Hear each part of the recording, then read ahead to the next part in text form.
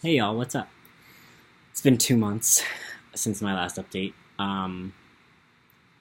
and oh Lord,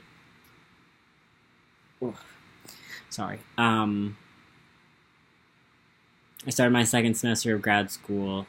I went through a much more intense treatment for my eating disorder over my break.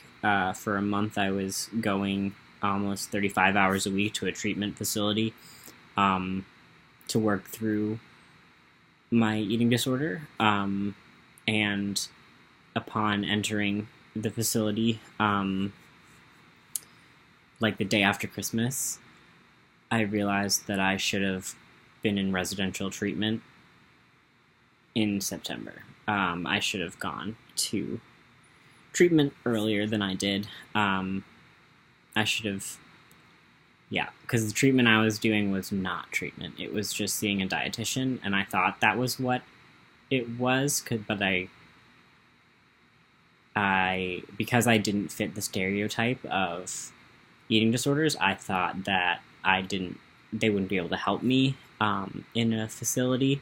I was very wrong. I should have gone to residential treatment and gotten my shit together. I might have even had to be hospitalized. I should have been, actually, but um, everyone keeps saying, like, well, you came when you were ready, and I've been doing really, really well in the treatment program that I'm in, and they're like, you wouldn't have been able to do that if you wouldn't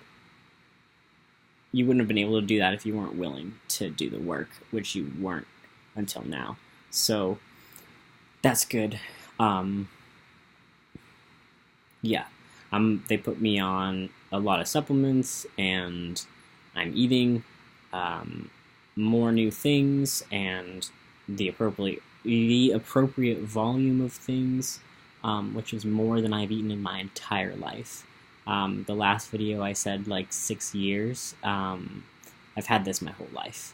I think the um, official term is avoidant restrictive food intake disorder, and it starts as picky eating when you're a kid, and it just kind of escalates from there. Um, Not that all picky eaters have this, but when it gets to a point where you're only eating one thing a day and it's the same thing every day, um, and very small amounts of it, that's when it becomes a problem. Um, and so, uh, yeah, it's so weird that I didn't see it as a problem, but you're too close to it sometimes. Um, yeah, uh, yeah. So it was kind of a relief to know that I've had it my whole life, um, but also scary. Um, I think it was a relief because now I know that I can have an existence without it, or in exist in a way that allows me to cope with it.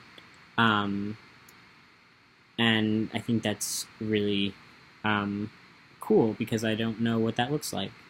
Uh, you know, I don't know.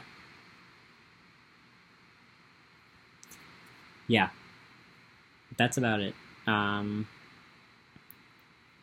Still grappling with gender dysphoria, and my body is going through what feels like the fourth round of puberty because I'm starting to break out like all over again, um, and I have no idea why.